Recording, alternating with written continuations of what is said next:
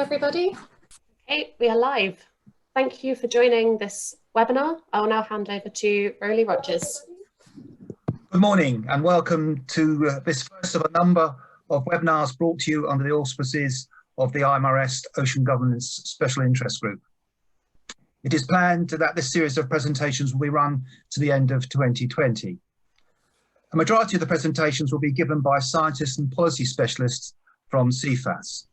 Cefas being one of the UK's premier agencies for the delivery of capability in support of the UK government's discharge of its legal requirements under ocean governance. This initial presentation is to be given by Dr. Jemma Lonsdale. Jemma is a senior advisor at the Centre for Environment, Fisheries and Aquaculture Science. In her current role, she is responsible for the advice Cefas provides to the English and Welsh marine regulators on the potential risks and impacts to the marine environment of a wide range of human activities. She represents Cefas at international fora such as the London Convention and London Protocol. Her area of interest is how the drivers, regulators, regulations, policies and stakeholders come together for effective marine management and what could be done better, and developing risk assessment frameworks to better understand ocean governance structure. And with that, I hand over to Jemma to give you the webinar. Thank you, Roly. Hello, everyone, and thank you for joining this webinar. I'll just click down. So as Roly's introduced, I am a senior advisor at Cefas, and I co-chair an ocean governance special interest group with IMarEST with Roly. So as he's mentioned, this is kind of the first webinar in a series, so do keep an eye out for more. They'll be kind of advertised on the IMarEST Eventbrite webpage, similar to this one. And this talk is kind of a nice, gentle introduction into ocean governance. So what it is and kind of what it's all about. And it's kind of a UK and environmental focus. And the talk will last between 35 and 40 minutes. And at the end, Roly will read some of your questions that you'll be putting forward onto Slido. And the entire thing should last about an hour. So just to give you a bit of an overview as to the talks that we've got planned for this year. Some have got specific dates, so they'll be available on Eventbrite. And some give you a rough idea, kind of months of when they'll be taken. So they'll go into a bit more detail on some of the topics we'll be talking about today. And at the very last talk in December will be given by Roly. So that'll give kind of a reflection on kind of all the talks that's been given, but also with a focus on marine scientific research. So starting from the top, what is ocean governance? Well, it's the bringing together and the conduct of diplomacy, policy and law regarding the world's oceans and kind of how they're managed and the activities that happen within them. It brings together states, so countries, and non-state actors such as non-government organisations, so some of the kind of international charities such as Pew, and beyond national jurisdiction, so on the figure, kind of the dark blue, there is no one single owner. And as you can see, the marine environment in itself is complex, a complex ecosystem with all the kind of different functions and species that are found, and we'll come on to that a little bit later, but also the transboundaries potential impacts are very complex because lots of countries kind of share the seas. So because of that, the oceans are viewed as a shared resource and they should be managed in a way that allows for equal and collective responsibilities in caring for them, which isn't always the case. And in order to accomplish this, we need rules on how to undertake conduct in the ocean, and these can only be implemented through international agreements, and we'll give a couple of examples in a later slide. So why do we need ocean governance? Well, as I've alluded to, one of the big factors of ocean governance is actually kind of managing the human activities. So just to give a very broad summary of some of the human activities that Cefas, for instance, are involved in, going from the coast outwards.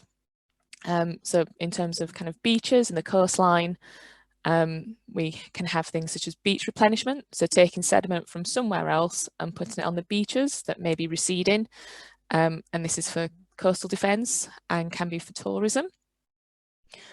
Also along the coastline we have ports, so we need to manage where they're constructed, how they're constructed, and once they're in place, how they're operated.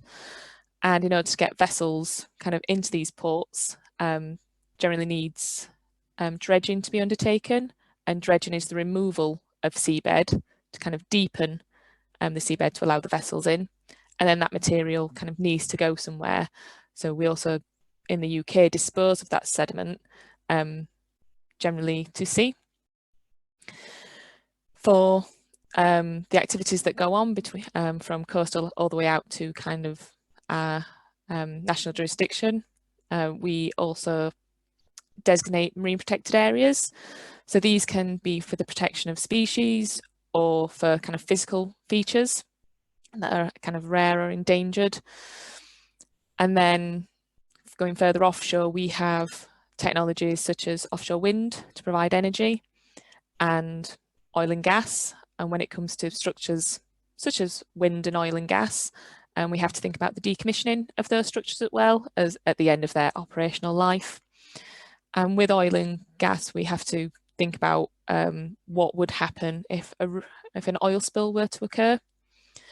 So these are just to give you an overview of some of the activities. Some additional ones that aren't shown on this figure are new technologies such as tidal barriers, and also other activities such as aquaculture, so shellfish, finfish, and seaweed farming.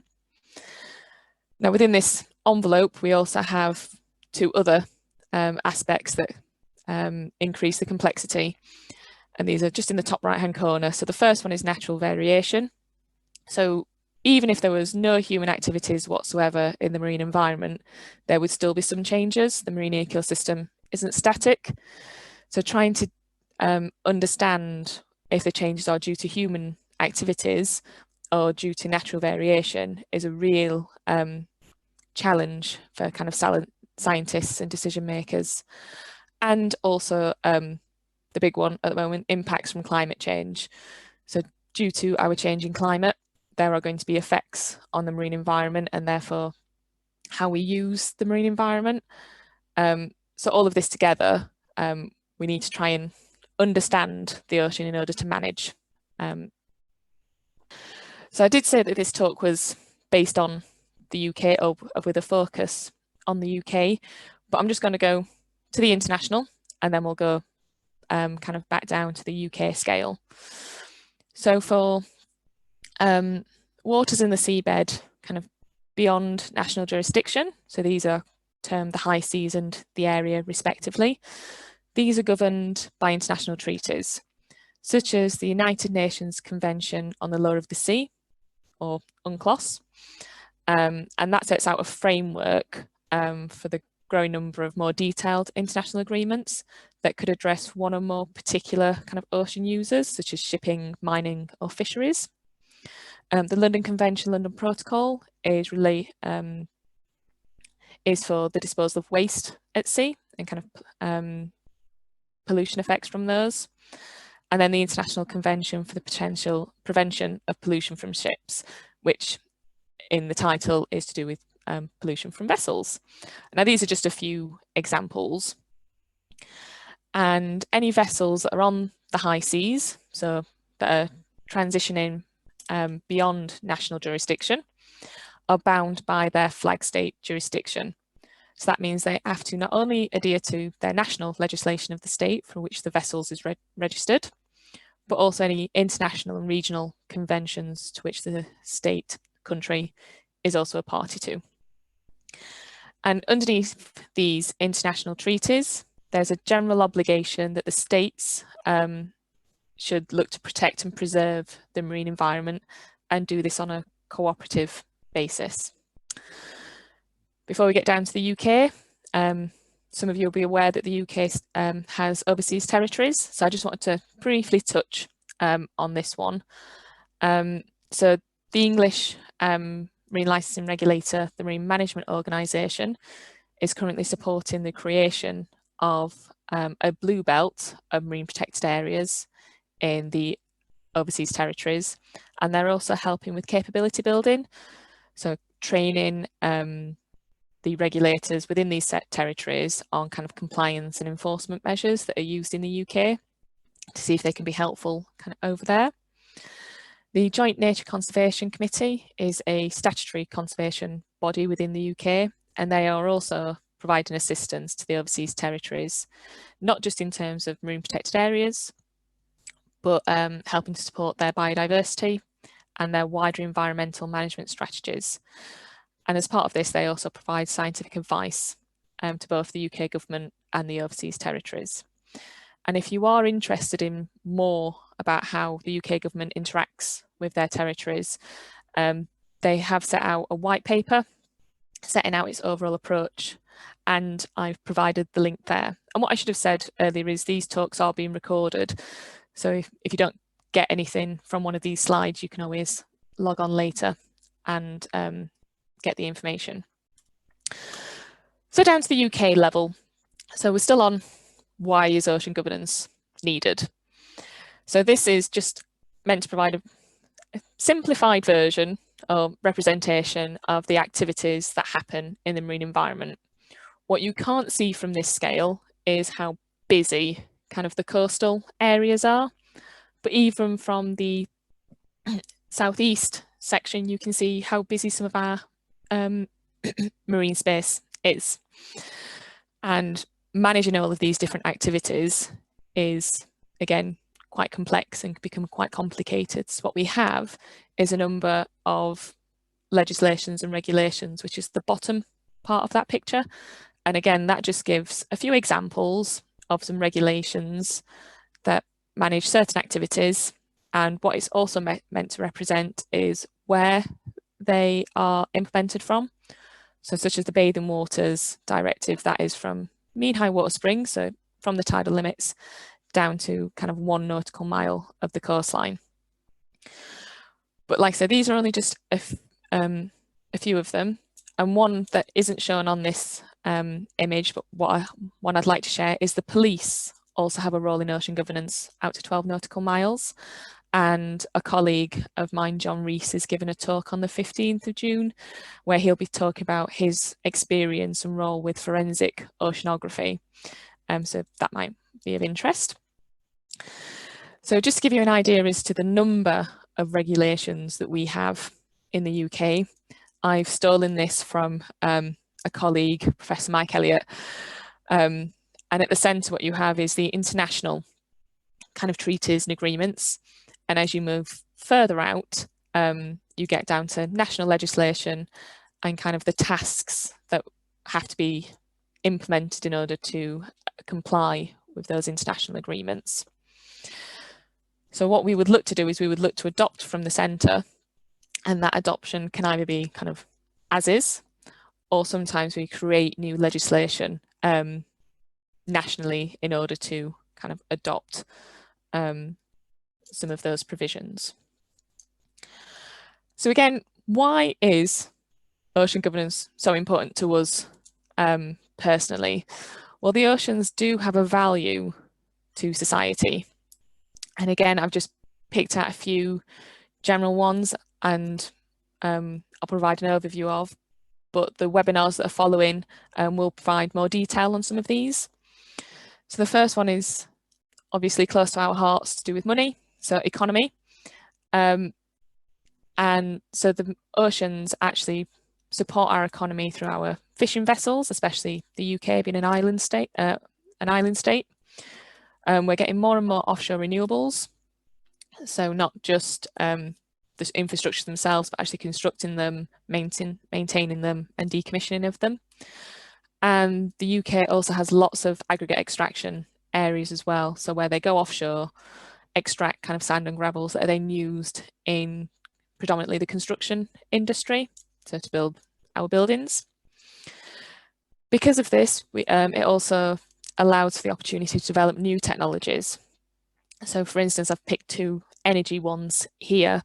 Tidal lagoons, is one of them. So that's something that's currently being looked at in this country, whether tidal lagoons can be utilised, obviously considering their environmental impacts.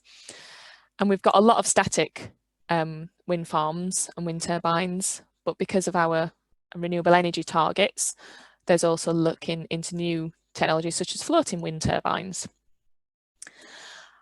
The ocean also provides specific resources. So we've also mentioned kind of goods such as fish, but it can also offer things such as kind of genetics, material and metals. These tend to be more in kind of deep sea, but can happen in some national jurisdictions. It can also, the ocean can also help with kind of combating or mitigating the impacts of climate change. So the ocean has lots of little critters called phytoplankton, which will take in carbon dioxide and release oxygen, but also the seabed will sequestrate some of that carbon as well. We've already mentioned a few times about vessel movements. So the ocean allows us to be able to move between countries. Now, whether that's the movement of goods, so the import and export of things, or of people, such as cruisers and ferries. And it also has a number of other goods and services that can't really be measured in the same way. And these are kind of the feel-good well-being services. So how good does it feel when you are either by the sea or in the sea, or using it for recreation? So kind of sailing or diving, swimming, those kinds of things. And then the oceans also have kind of planetary functions that are of value to us, which I will touch on later.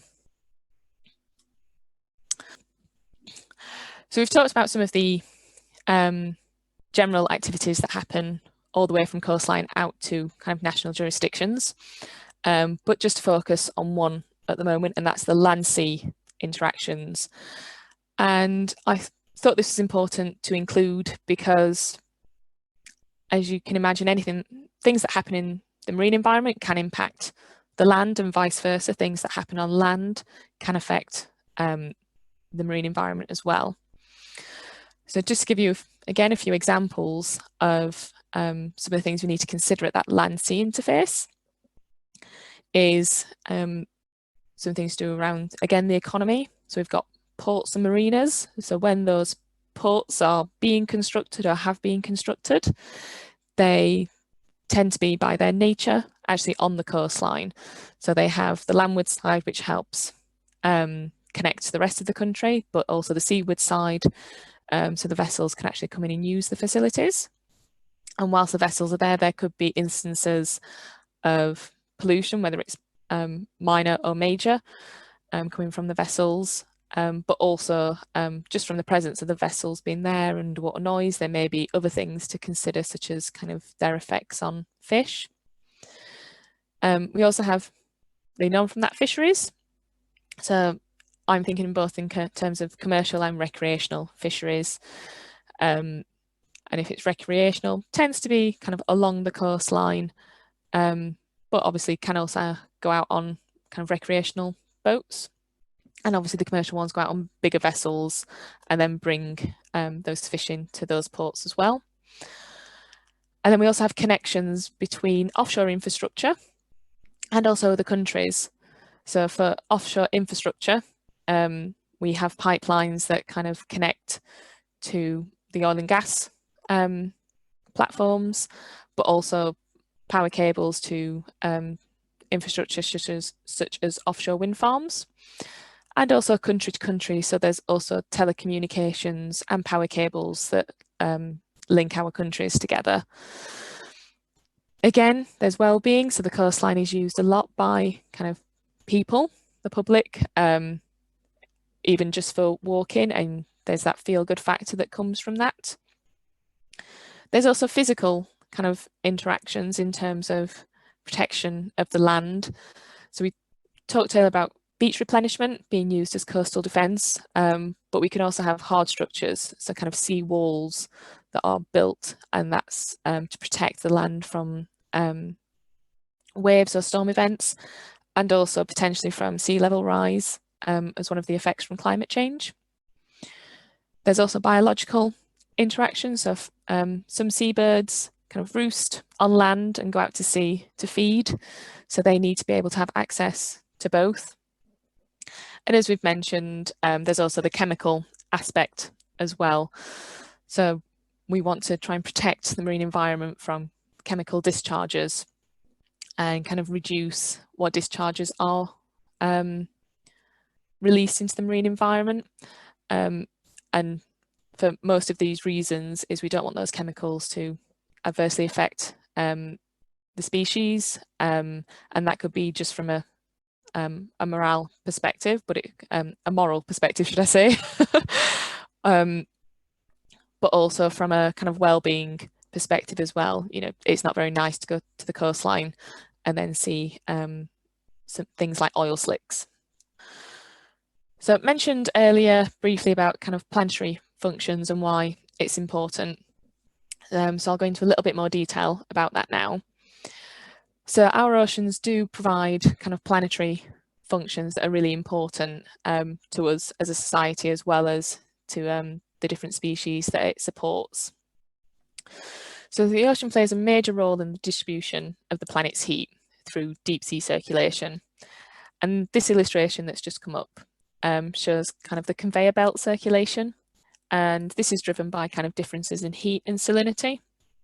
And there are some records that suggest that this circulation could be altered by changes in climate from climate change models, and it could impact the lands that border the North Atlantic.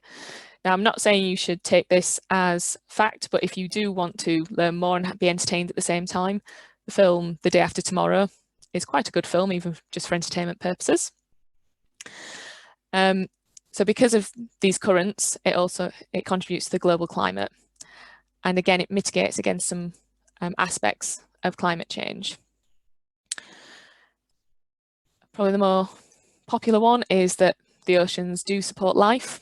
So these, again, from the tiny little critters, from plankton right the way up to the kind of the large mammals like blue whales. And because of that, it also supports kind of food production for us. So we have kind of lots of fishing vessels going out and kind of bringing the food in for us.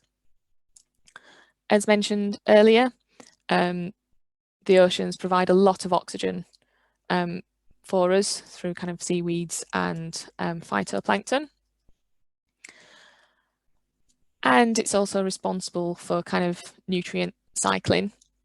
So I've just shown the nitrogen cycle here, so how it kind of gets fixed and is made available for different organisms. And then obviously the water cycle, so how water from the oceans can evaporate and drive more kind of localized weather patterns. So we've touched on this a little bit already, is the oceans, because we do use them a lot, there's lots of activities that happen within them, and because we have that land-sea interaction, there are threats to kind of the ocean's health. So again, in no particular order, one of the threats is pollution. Now this can be chemical, so kind of runoff from agricultural fields, or from industrial kind of processes, so from factories, or it can be physical. So marine litter, for instance, is one that is, again, quite popular at the moment, and those can cause impacts on kind of marine life. Invasive species, so because we are now making the world smaller, we are able to move around the world through using vessels. There is the potential for species to be transported between different countries, and when this happens, they're called kind of non-native species. And if those species then have a detrimental impact to a community or a specific population, they are then termed invasive species. There's habitat destruction. So some of the activities will have more of an impact on this than others. For instance, some types of trawling will affect the seabed. The term destruction is kind of subjective, and there's a scale of kind of habitat modification and where activities are likely to have a negative impact on the seabed. There are some mitigation measures that could be employed. Because we use the sea as a source of food, there is potential for kind of overexploitation. So there are tools such as maximum sustainable yield that are employed to try and manage being able to take fish from the sea, but while still having the population there. Again, climate change, so this is a global threat in that potentially the effects of climate change will be felt globally, and some of those are such as ocean acidification or changes in water temperatures that could affect biological species. And because our access to the world is becoming easier, but potentially we are going to be subjected to new and emerging threats, there are the potential for changes to or from other users. So we might become more susceptible to other uses of the sea, such as piracy. But like I said, this is an environmental talk, so I'm not going to spend too much more time on piracy threats. So how do we actually implement ocean governance? We've talked about broadly what it is. We've talked about the values of the ocean and what it gives to us, but how is it actually implemented? So at the very top level, the government tends to set policy objectives. These tend not to be thresholds. They tend to be objectives that are quite strategic and broad in nature, and they will also identify the priorities of those policy objectives. And that kind of gives us the why. Why are we doing this? Below that, we want to manage what the governance or what the policy is telling us to do. So this is the what. What are we going to do about it? And an example of this is marine spatial plans. And what these try to do is it tries to come up with tasks on how we're going to aim to meet those kind of governance targets. And then lastly, the one that more people are probably aware of is how are those objectives going to be met, is the implementation of legislation and regulations. And that these tend to be integrated with sector-specific objectives and controls as well, but predominantly driven by those policy objectives. And now coming from a science perspective, the science for these three levels are not the same. So the science that's needed for each of these might be slightly different, and the advice that's given to government versus regulators might be slightly different because they have different questions that they need to be answered. So putting that into a bit of a schematic, if we take the highest level first, what we need is scientific research in order to inform the policy. So these policy papers will often say something like the evidence suggests. So it will identify an area of concern, for instance, based on the evidence, and then it will say, well, what is it that we want to aim to do about that? Underneath that becomes the what. So this is where there tends to be a management question. So can mining, for instance, or aggregate extraction, alter the seabed? So that would be their management question. And usually at this point, questions would be asked of a science advisory panel to try and assess the potential impacts, and again, what things need to be done if there is going to be an alteration of the seabed. And at the very bottom, where the regulations come in, these where we start to think more about kind of the technical measures, the practical implementation. Do we need additional information in order to put those technical measures into place? And It's not always at this level, but definitely, assessing effectiveness can happen at all three levels. But where we get to the technical measures, this is where we do need to assess the effectiveness of them. So are they doing what they should be doing? Have they achieved what they set out to do? So are they no longer needed? Or actually, are they falling short? So should we be doing more at this level to kind of protect the marine environment? So when it gets down to the implementation stage, we've talked about kind of technical measures needed to be employed, but also there's also the need for tools to help with that implementation. So the very first that we'll talk about is modelling and GIS. Now, for those who don't know what GIS is, it's a kind of a mapping software. So the figure on the right-hand side was done using a mapping software. And predominantly it's used to show kind of the spatial extent of activities and how close or overlapping or how far away they are to other activities, but it can be used for analysis as well. These kind of maps are very useful when it comes to discussing things with the public and with stakeholders, kind of as a good visual representation. And models kind of use data to kind of predict future scenarios, what the potential impacts are from future scenarios. So what would happen if we decided to dispose of a lot of sediment in a particular area of the sea? Would it just deposit or would it be transported elsewhere?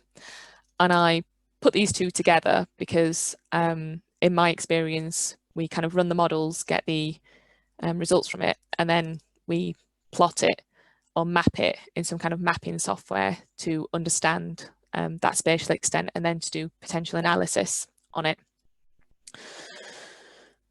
Moving on, we also have remote sensing. So these are applications that can be used to monitor aspects without actually having to go out in a vessel and do it. And there are kind of two main objectives for remote sensing. One is to monitor human activities. So are people doing what they should be doing in the right areas, or actually are they doing what they shouldn't be doing in those areas? And they are used for kind of compliance and enforcement, which we'll come on to later. But they can also be used for kind of environmental variables as well. So either by using satellites to monitor kind of sea surface temperature, or from buoys to monitor kind of currents and wind speed.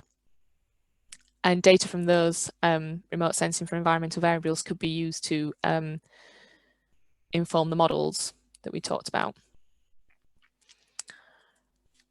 Lots of countries are now implementing marine plans. So this is just a representation of the 11 marine plan areas for England. And what they do is they kind of set out the policies and the priorities for each plan area to help inform what activities could potentially be allowed to occur within those areas. And we've already mentioned marine protected areas. So again, this is just a summary of the marine protected areas that occur or that have been designated within the UK. And they are designated to help protect and potentially enhance certain species or physical features that are kind of rare or maybe endemic to a particular country. There may be management measures within those marine protected areas that say certain activities can't occur or they can occur but with certain conditions on, and that's to help meet the objectives of those protected areas, such as maintaining or enhancing particular species. We also have assessments. So before pretty much anything's done, there will be an assessment of some kind. So if, for instance, a new port was going to be constructed along the coastline, what's called an environmental impact assessment would have to be carried out to understand both the negative and positive impacts of having a port in that location. But there's also other assessments as well. So there would have been an assessment of the evidence when designating the marine protected areas.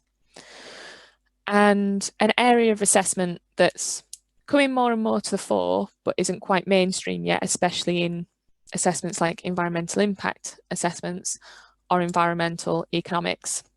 And again, a colleague will be giving a talk around kind of natural capital and socio-economic assessments later on in the year. We've talked briefly around monitoring when we talked about remote sensing, but monitoring can be done for a number of different reasons. But the important thing with any monitoring is to make sure it's hypothesis driven, so that there's a question that wants to be answered.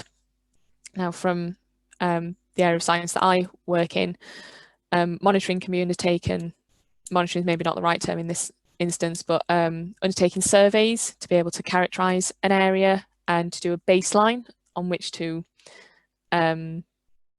base an environmental impact assessment. Monitoring can also be undertaken to assess the effectiveness of any technical measures that we talked about in a previous slide, or mitigation measures. And it can also be done to reduce uncertainty. So when impact assessments are being undertaken, we obviously can't predict the future with 100% certainty.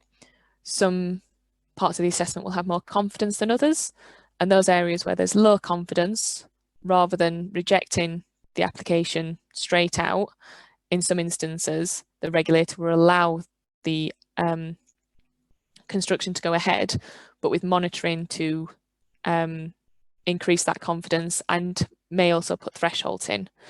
So if we're not sure about the impact, but we know it could have a potential impact on fish species, there may be conditions in saying, well, if the environment, if the water temperature gets below freezing and dissolved oxygen gets to a certain level, then you have to stop because there's just too much stress on that particular population. Compliance and enforcement are kind of tools for regulators to ensure that people are doing what they should be doing, so compliance. And if they're not doing what they should be doing, or if they're doing something that's beyond what's been approved, then there's the potential for enforcement. And enforcement can take the role of stopping the development altogether. It could be fines, or it could be kind of criminal prosecution, depending on the extent of what's been done. And finally, reporting. So reporting can come in many different forms again. So for the port that's being constructed, if they have to do monitoring, they will have to provide a report to the regulator saying what the results of the monitoring say, so the regulator can make sure that, again, the monitoring is doing what it was set out to do. It could also be kind of a countrywide reporting process. So how are we achieving objectives under, say, the Marine Strategy Framework Directive for kind of European countries? Or it could be for international obligations. So, for example, the UK on an annual basis has to report to the London Convention and London Protocol Secretariats about how much material has been disposed of to sea each year to designated disposal sites. So, opportunities for improvement in ocean governance. I'm sure this first one won't come as kind of any surprise, but the importance of public and political awareness. So a good example of this is marine litter. So why was and is this so successful? And what can we learn from this particular area to help others? And it really came from that public awareness and public understanding. Having enough personnel with appropriate training and experience to be able to undertake some of these tasks and roles. And again, we're helping other countries in the UK overseas territories to be able to have this capability. Really important is communication. If you can remember earlier on, we've got lots of different regulations and legislation, and they are governed by lots of different departments and organisations. So that communication is really important to make sure that we have that whole site, kind of whole marine area view. Developing new tools and assessments such as the environmental economics. So just because we've always done something a certain way, could it be improved? Understanding the kind of policy. So policy sets out the kind of high level objectives, and whilst we as a country aim to achieve those objectives, they're not always mandatory. The mandatory part comes in when it's transferred into legislation. But just to give you an example of kind of an area where that's slightly different is in England, when you're wanting to apply for a marine licence to the Marine Management Organisation, they will ask as part of that marine licence application, have you considered how the activity will support the marine plan, for instance? And an explanation has to be given at that point.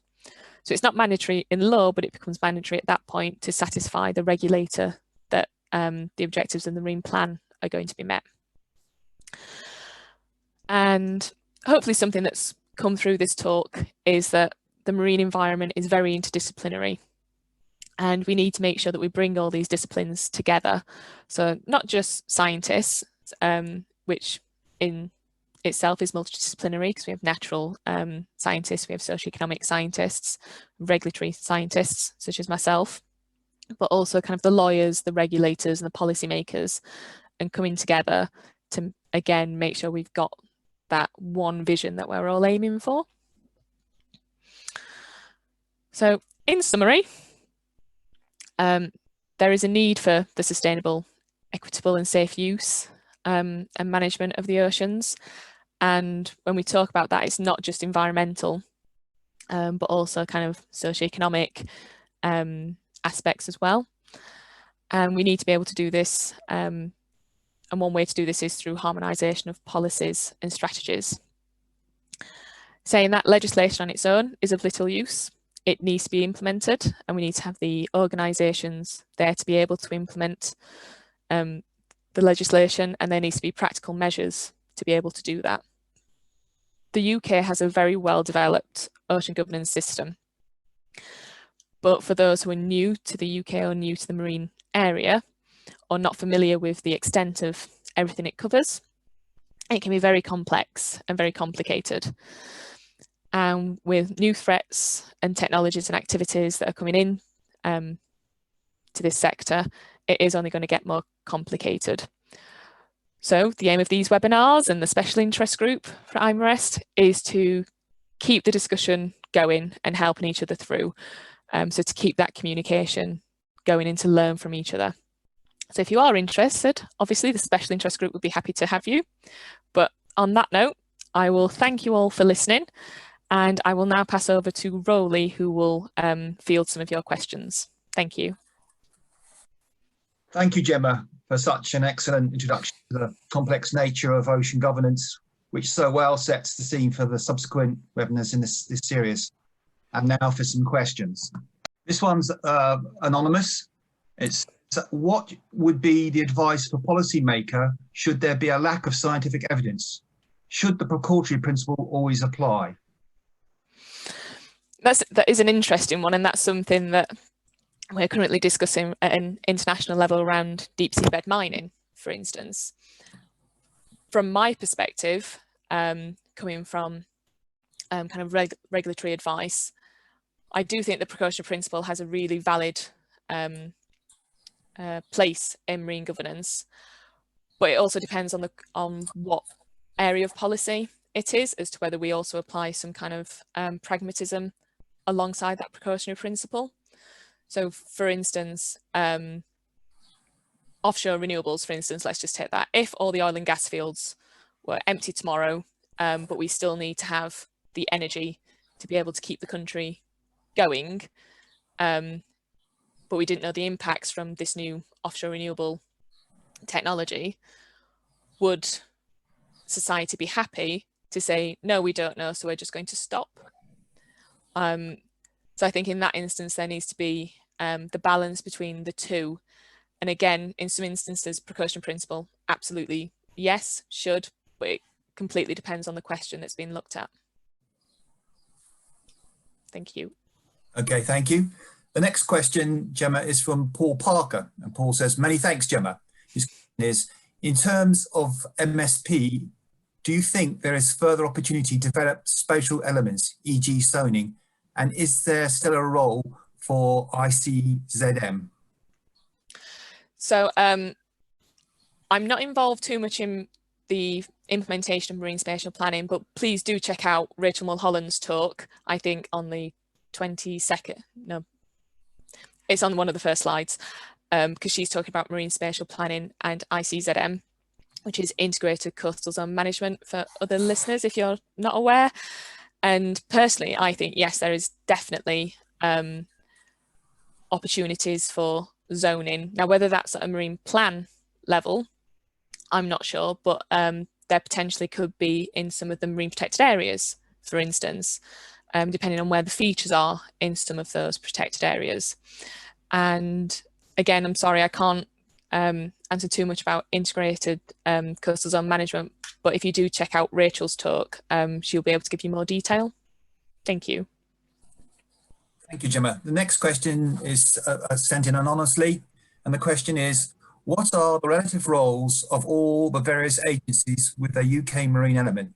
And examples given are JNCC, Cefas, MMO, DEFRA, and Crown Estates. Wow.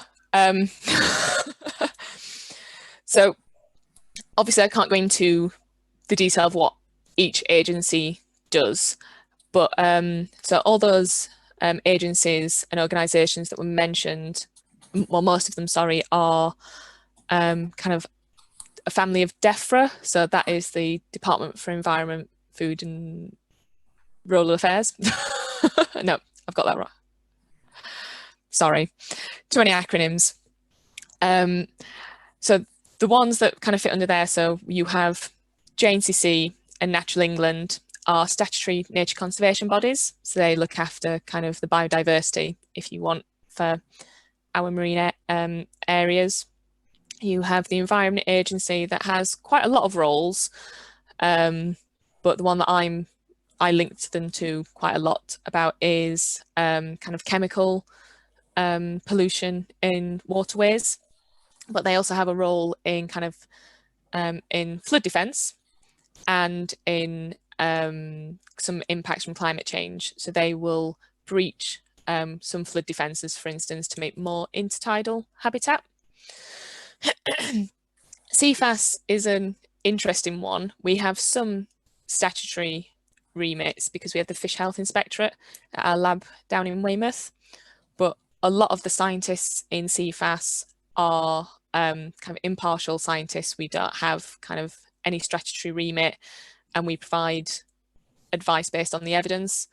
So we're aware of policy, but actually the policy doesn't come into our advice. That's for the regulators and the policy makers to kind of take as part of their decisions. You also have regulators, like to point out the Marine Management Organisation for England, who is responsible for kind of managing the wide range of human activities in the marine environment, as well as other things as well. And they also do employ some of their own research. And the Crown Estate is similar to the MMO, but the Crown Estate kind of own the seabed on behalf of the sovereign and kind of lease it out. So they will do, they also give licenses in that instance. I can't go into the detail of all the departments, but yeah, hopefully that gives you a good enough overview. Thank you. Thank you, Gemma. The next question's from Reed. He said, who asked, should we be anticipating a substantial change in marine governance, policy, process, etc. with Brexit? Are we likely still to be using EU European frameworks? I think to an extent, yes, because we already use them, and the message from central government 1-2 years ago now was that we don't want to be changing the processes too much. There is the Environment Bill that is going through. So the draft of that can be reviewed for those who are interested. I would imagine and hope that we would see a streamlining following EU exit rather than making it more complicated, because we'll have more control over our own kind of legislations and implementation.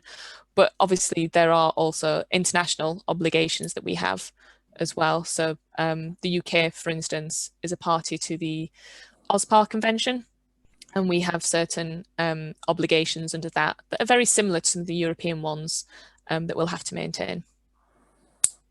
Thank you.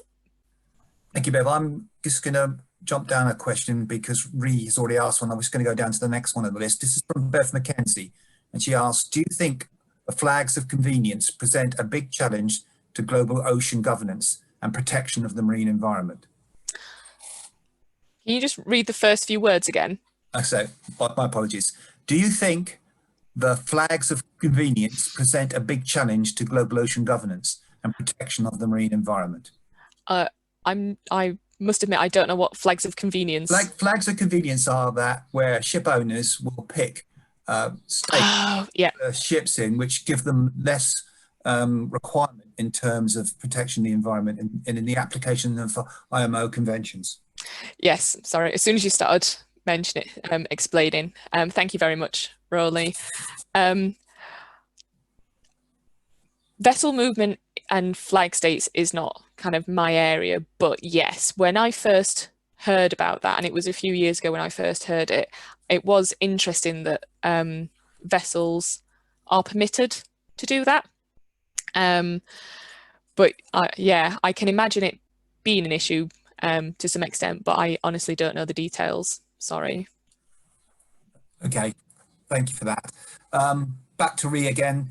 He's asked, or they are asking, what is the process for designing a conservation zone for mobile migratory species? And have conservation zones for these species been found to be effective? So the process for designating marine protected areas for highly mobile species has, so there was criteria set out by DEFRA with advice from JNCC and Natural England. I think it was a couple of years ago now. So there was a list of criteria that the species or the MPA had to meet in order for it to be considered as a marine protected area. I'm talking around the national ones for the UK at the moment, the marine conservation zones, just because there's an established process for the European ones, and there's some sensitivities around the European designations. And what happened from there was there was a call out for people, for the public to put forward MCZs for highly mobile species, and then JNC and Natural England advised DEFRA on which ones should be taken forward based on criteria and the evidence. A few MCZs have been designated for highly mobile species, but they've only been recently designated, so at the moment we can't assess their effectiveness. But there is a monitoring programme in place for the UK's MPAs, so I would say if you are interested, then keep an eye on kind of DEFRA's website where all monitoring reports will be put. Thank you. Thank you, Gemma. The next question is from Hal, and he's, how do you think the impending economic slump is going to affect the international community's appetite for continued investment in environmental protection? Honestly, I think there will be extremes of both opinions. Some people will want to really drive it because there's been stories in the news about how, because of the coronavirus, certain areas have really benefited from reduced human impacts. And I think there was it dolphins were seen in Venice for the first time in a long time, whereas other people will be more kind of that economic industry focused of, you know, we're in this economic slump, let's get to where we were to avoid, for instance, the potential for raising taxes. So it'd be interesting, again, can't really answer, but it will be interesting to see how kind of central government, once we're out of virus woods, how they will balance those two and what their drive forward will be. But I do know that you know, DEFRA's view is that the marine environment is really important, and as part of their 25-year environment plan, they said they wanted to leave the oceans in a better state than what we found them in. So I would imagine that that drive will still continue. Thank you. Thank you, Jemma. Just a couple more to go, then we're almost there. This is lots of good questions. This is another one sent anonymously. What interaction do you have with the Crown Estates for UK marine space management? And by you, I think they probably mean Cefas.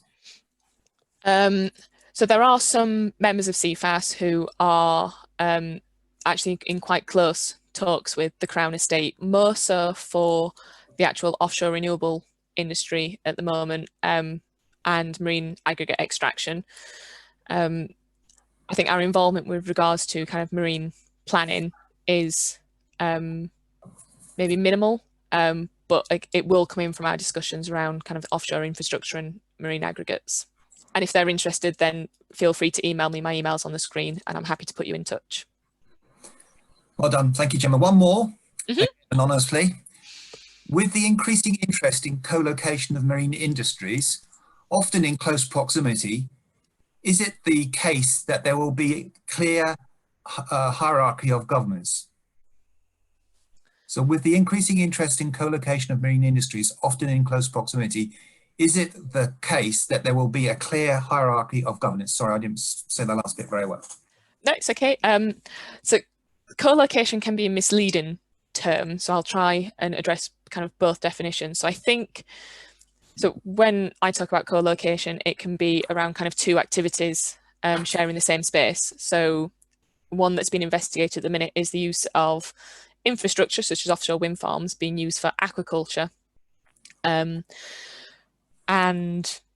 from that point of view, there'd be kind of no hierarchy. It'd be the two industries would have to kind of come together and look at how that would work operationally. In terms of lots of activities going on that potentially need a marine license, for instance, so if you had someone wanting to do an offshore wind farm and someone wanting to do aggregate extraction in the same area, which one would get priority? Unfortunately, there tends to be, it's more on a first come first served basis, so who gets their application in first, but the regulator will also take into account what is said in the policies and marine spatial plans. So that's why that particular box, what I mentioned earlier, when you're applying for marine license, is really important. So is there going to be a conflict between the policies and also other users? So like I say, it tends to be first come first served, but the regulator will, if they're aware of applications coming in like that, they will try and come up with a compromise, shall we say. Thank you, Jemma. That's the last of the questions, and I'll draw this webinar to a close. But before I say that, we have a comment from Hull saying, thanks, Jemma, a very enjoyable introduction to ocean governance. Oh, thank you very much. I'd just like to say thank you for all of you for joining us today and participating through your questions in this first of the ocean governance webinars. The next in the series will be entitled CME Programme, given by Michelle Devon on the 22nd of May. Full details can be ascertained from the IMarEST website. So once again, from Jemma and myself and the Institute, thank you very much for participating and joining us today. Thank you.